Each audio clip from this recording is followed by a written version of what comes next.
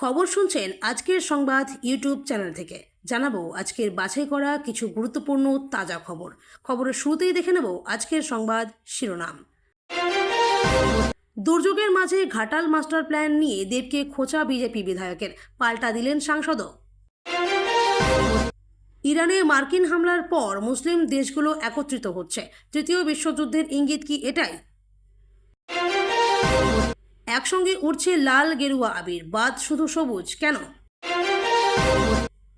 রাজনীতিতে যোগ দিচ্ছেন 2026 বিধানসভা নির্বাচনের আগে, ইঙ্গিতবাহী মন্তব্য সৌরভের। কাথি কৃষি উন্নয়ন সমবায় সমিতির নির্বাচনে বিজেপির জয় জয়কার। অসুস্থ হয়ে বেলভিউ হাসপাতালে সৌগত রায়, কি হয়েছে সাংসদের? মোদির সঙ্গে ফোনে কথা ইরানের রাষ্ট্রপতির, কি বার্তা দিলেন নমো? নতুন দল গড়ছেন দিলীপ, দ্রুত নির্বাচন কমিশনে আবেদন নথি দিয়ে জল্পনা বিজেপির অন্তরেই। প্রশ্নের জবাবে কি বললেন ঘোষ? এ কারণে যাদের কাছে ক্ষমা চাওয়া উচিত আওয়ামী লীগের। ইউনূসের নির্দেশে শেখ হাসিনার বিরুদ্ধে মামলা করল খালেদার দল। তৃণমূলের যুব সভাপতি পদে ভিলেজ পুলিশ, তীব্র বিতর্ক জলপাইগুড়ির রাজনীতিতে। জুলাই থেকে বাড়বে লক্ষ্মীর ভাণ্ডারের ভাতা, প্রকাশ্যে আসলো আপডেট। বিস্তারিত খবর শোনানোর পূর্বেই আপনাদের কাছে করব একটি ছোট্ট অনুরোধ। আমাদের চ্যানেলে নতুন হয়ে থাকলে চ্যানেলটি সাবস্ক্রাইব করবেন। আসছি বিস্তারিত খবরে। টানা বৃষ্টিতে বিপর্যস্ত একাধিক জেলা, বন্যা পরিস্থিতি তৈরি হয়েছে বাঁকুড়া, পশ্চিম মেদিনীপুরের বিভিন্ন এলাকায়। তারপর থেকে স্বাভাবিকভাবেই চর্চায় ঘাটাল মাস্টার প্ল্যান। সম্প্রতি সোশ্যাল মিডিয়ায় সাংসদ দেবকে নিশানা করেছেন বিজেপি বিধায়ক শীতল কপাট। এবার তার পাল্টা দিলেন সাংসদ দেব। সোশ্যাল মিডিয়ায় কেন্দ্রকে নিশানা করলেন তিনি, বুঝিয়ে দিলেন কেন্দ্রের অসহযোগিতার কারণে ভোগান্তির শিকার ঘাটালের মানুষ। বর্ষার শুরুতেই ভেসেছে ঘাটাল সহ পশ্চিম মেদিনীপুরের একের পর এক গ্রাম, জলবন্দী প্রায় লক্ষাধিক মানুষ। স্বাভাবিকভাবেই ঘাটাল মাস্টার প্ল্যান নিয়ে দেবকে কটাক্ষ করেছেন বিরোধীরা। বিজেপি বিধায়ক সোশ্যাল মিডিয়ায় নিশানা করেন সাংসদ দেবকে, লেখেন এবার দেখবেন পাগলু ঘাটালে শুটিং করতে আসবেন। আর কতবার মিথ্যা প্রতিশ্রুতি দেবেন? আপনি নিজের ঢাক নিজেই বাজিয়েছিলেন, এখন মানুষ ওনাকে ঢপবাজ বলছেন। আপনি শুধু মিথ্যা কথা বলতে জানেন, অভিনয় করতে জানেন, সিনেমা আর বাস্তবকে এক মনে করেছেন। ঘাটালের মানুষ আজ জবাব চাইছে। ইসরায়েল ও ইরানের মধ্যে চলমান যুদ্ধের আবহে শনিবার গভীর রাতে আমেরিকা ইরানের 3টি পারমাণবিক ঘাঁটিতে বিমান হামলা চালানোর দাবি করেছে। এই হামলার পর বেশ কয়েকটি উপসাগরীয় দেশ ইরানের পক্ষে অবস্থান নিয়েছে। উপসাগরীয় দেশগুলো ইরানের উপর আমেরিকার হামলার নিন্দা জানিয়ে এটিকে ভুল আখ্যা দিয়েছে।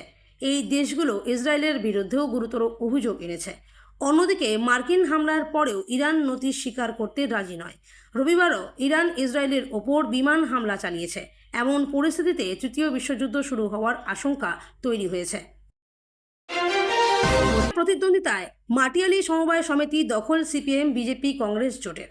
সমবায়ে জিততেই লাল গেরুয়া আবির মাখিয়ে উল্লাস, এটা অবৈধ দাবি তৃণমূলের।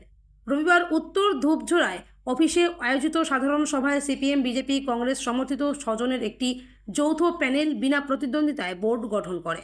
শাসক দল তৃণমূল কংগ্রেস কোনো প্রার্থী না দেওয়ায় ভোটাভুটির প্রয়োজনই পড়েনি। বোর্ড গঠনের পর সমিতি চত্বরে উৎসবের আবহ তৈরি হয় লাল ও গেরুয়া আবিরের রাঙে সমর্থকদের। বিজেপির প্রাক্তন সমতল মণ্ডল সভাপতি মজনুল হক বলেন, এই বোর্ড শাসক দলের বিরোধী শক্তির মিলিত প্রয়াস। তৃণমূল কোনো প্যানেলই দিতে পারেনি, সেটাই প্রমাণ করে জনগণের মনোভাব বদলাচ্ছে। সিপিএম নেতা দীনেশ রায় ও কংগ্রেস সমর্থিত সদস্য সফির উদ্দিন আহমেদ জানান, এই জোট বোর্ড নিছক রাজনৈতিক অবস্থান নয়, বরং কৃষকদের স্বার্থে একটি কার্যকর উদ্যোগ। প্রতিটি সিদ্ধান্তই হবে সম্মিলিতভাবে। রাজনীতিতে যোগ দেওয়ার জল্পনায় সরগরম হয়ে উঠেছিল 2021 বিধানসভা নির্বাচনের আগের সময়টা। কখনো কেন্দ্রীয় স্বরাষ্ট্রমন্ত্রী অমিত শাহ, কখনো মুখ্যমন্ত্রী মমতা বন্দ্যোপাধ্যায়ের সঙ্গে একাধিক অনুষ্ঠানের মঞ্চে দেখা দিয়েছে তাকে। বিধানসভা নির্বাচন কি রাজনীতির ময়দানে নেমে পড়বেন সেই সৌরভ গঙ্গোপাধ্যায়? বড়সড় ইঙ্গিত দিয়েছেন মহারাজা নিজেই। সংবাদ সংস্থা পিটিআইকে দেওয়া এক সাক্ষাৎকারে নিজের মতামত জানিয়েছেন ভারতীয় দলের প্রাক্তন অধিনায়ক। বাংলার বিধানসভা নির্বাচনের আর 1 বছরও বাকি নেই। এহেন পরিস্থিতিতে বাংলার পরবর্তী মুখ্যমন্ত্রী হতে চাইবেন সৌরভ, রাজনীতির ময়দানে নামবেন। সেই প্রশ্নে বিস্তারিত কিছু বলতে চাননি মহারাজ। রাজনীতিতে যোগ দেওয়ার প্রশ্নে তিনি স্পষ্ট জানান, এই নিয়ে আমার কোনো আগ্রহ নেই। যদি মুখ্যমন্ত্রীর চেয়ারে বসার প্রস্তাব পান তাতেও আগ্রহ দেখাননি সৌরভ। পূর্ব মেদিনীপুরের কাঁথি 3 নম্বর ব্লকের লাউদা গ্রাম পঞ্চায়েতে রঘুনন্দনপুর কৃষি উন্নয়ন সমবায় সমিতির পরিচালন কমিটির নির্বাচনে বিজেপি সমর্থিত প্রার্থীরা ঐতিহাসিক জয়লাভ করেছে। রবিবার অনুষ্ঠিত এই নির্বাচনে সমবায় সমিতির মোট 9টি আসনের প্রত্যেকটিতেই বিজেপি সমর্থিত প্রার্থীরা বিপুল ভোটে জয়ী হয়েছে, শাসক দল তৃণমূল কংগ্রেসের প্রার্থীদের পরাজিত করে। এই জয়ের ফলে পূর্ব মেদিনীপুরে বিজেপির প্রভাব আরও শক্তিশালী হয়েছে বলে মনে করছেন রাজনৈতিক বিশ্লেষকরা। অসুস্থ তৃণমূল সাংসদ সৌগত রায়, রবিবার তাকে ভর্তি বেলভিউ হাসপাতালে। দমদমের তৃণমূল সাংসদকে বিকেল 3টে নাগাদ হাসপাতালে নিয়ে যাওয়া হয়েছে। সেখানেই তার চিকিৎসা চলছে। সিটি স্ক্যান ও MRI করা হবে বলে জানা গিয়েছে। হৃদযন্ত্রের সমস্যা রয়েছে সাংসদের। জানা গিয়েছে রবিবার পরিবারের সঙ্গে সময় কাটাচ্ছিলেন তিনি। আচমকাই বুকে অস্বস্তি বোধ করেন। পরিস্থিতি হাতের নাগালে চলে যাওয়ায় তড়িঘড়ি তাকে কলকাতার বেলভিউ হাসপাতালে নিয়ে যাওয়া হয়। সেখানে যাওয়ার পরেই শুরু হয় চিকিৎসা। তৃণমূল সাংসদের বুকে পেসমেকার বসানো হয়েছে। তার মধ্যেই বুকে অস্বস্তি অনুভব করছেন সাংসদ। 1 সপ্তাহ ধরে শরীরে বিভিন্ন সমস্যায় ভুগছিলেন, কিন্তু রবিবার অবস্থা খারাপ হওয়ায় পরিবারের পক্ষ থেকে হাসপাতালে ভর্তি করা হয়েছে। ইরান ইসরায়েল আমেরিকা যুদ্ধের মধ্যেই ইরানের রাষ্ট্রপতি মাসুদ পেজেশকিয়ানের সঙ্গে ফোনে কথা বললেন প্রধানমন্ত্রী নরেন্দ্র মোদী। টেলিফোনিক বার্তায় সাম্প্রতিক পরিস্থিতিতে গভীর উদ্বেগ প্রকাশ করেছেন মোদী। একই সঙ্গে উত্তেজনা প্রশমনের আহ্বান জানিয়েছেন। ভারতীয় সময় অনুযায়ী রবিবার সকালে ইরানের ফরদোতে কমপক্ষে 6টি মার্কিন B-2 স্টিলথ বোমারু বিমান আঘাত হেনেছে। অন্যদিকে টোমাহক ক্রুজ ক্ষেপণাস্ত্র ইরানের অন্য 2টি স্থানে আঘাত করেছে। ভোটের নজর রেখে যখন ঘর গোছাচ্ছে বঙ্গ বিজেপি, তখন দলের প্রাক্তন রাজ্য সভাপতির সম্ভাব্য পদক্ষেপ নিয়ে আচমকা জল্পনা ছড়ালো। দিলীপ ঘোষ নতুন রাজনৈতিক দল গড়তে পারেন বলে গুঞ্জন তৈরি হলো পদ্ম শিবিরে। সে গুঞ্জন ছড়ালো দলের বাইরেও। কতজনকে নিয়ে বৈঠক করছেন দিলীপ, কোথায় বৈঠক করছেন, কবে করছেন, এমন নানা কথা ভাসতে শুরু করেছে। তবে দিলীপের বৈঠকে যারা ছিলেন বলে জল্পনা, তাদের অধিকাংশই বৈঠকে থাকার কথা বা বৈঠক হওয়ার কথা অস্বীকার করেছেন। নাম প্রকাশ্যে অনিচ্ছুক এক প্রবীণ নেতা জানিয়েছেন বৈঠক হয়েছে বলেও তিনিও খবর পেয়েছেন, তবে তিনি নিজে সেখানে ছিলেন না বলে তার দাবি। সোমবার বাংলাদেশ আওয়ামী লীগের 76তম প্রতিষ্ঠা বার্ষিকী।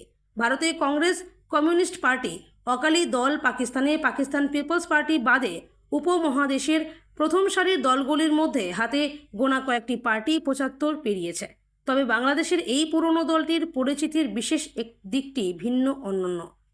একটি ঐতিহাসিক যুদ্ধের নেতৃত্ব দিয়ে বিশ্বে বাঙালির প্রথম স্বাধীন সার্বভৌম দেশ অর্জনের কৃতিত্ব তাদের ঝুলিতে আছে। রক্তের অর্থ মূল্যে মাপা হলে বাংলাদেশের মুক্তিযুদ্ধ অমূল্য। সেই যুদ্ধ ভারতের সহায়তা, ভারতীয় সেনার অংশগ্রহণকে বিবেচনায় রেখেও বলতে হয়। পূর্ব পাকিস্তানের মানুষ পশ্চিম পাকিস্তানের শাসকদের নিপীড়ন, নির্যাতন, ঘোষণা, বঞ্চনা থেকে মুক্তি পেতে শেখ মুজিব ও তার দলের উপরই আস্থা রেখেছিলেন। তদারকি সরকারের প্রধান উপদেষ্টা মোল্লা মোহাম্মদ ইউনূসের নির্দেশে এবার দেশত্যাগী প্রধানমন্ত্রী শেখ হাসিনার বিরুদ্ধে মামলা দায়ের করল খালেদা জিয়ার দল। 2014, 2018 ও 2024 সালের নির্বাচনে সন্ত্রাস চালিয়ে ক্ষমতা দখলের অভিযোগে রবিবার 22শে জুন শেখ হাসিনার বিরুদ্ধে মামলা দায়ের করেছে। শুধু বঙ্গবন্ধু কন্যার বিরুদ্ধেই নয়, মামলা দায়ের হয়েছে 3 প্রাক্তন প্রধান নির্বাচন কমিশনারের বিরুদ্ধেও। মোল্লা ইউনূসের নির্দেশে শেখ হাসিনার বিরুদ্ধে মামলা দায়ের নিয়ে বিএনপির অন্দরে শোরগোল পড়ে গিয়েছে। দলের সিংহভাগ শীর্ষ নেতাই মনে করছেন ইউনূসের মতো ধূর্ত শিয়ালের ফাঁদে পা দিয়ে চরম ভুল করছেন বিএনপির ভারপ্রাপ্ত চেয়ারম্যান তারেক রহমান।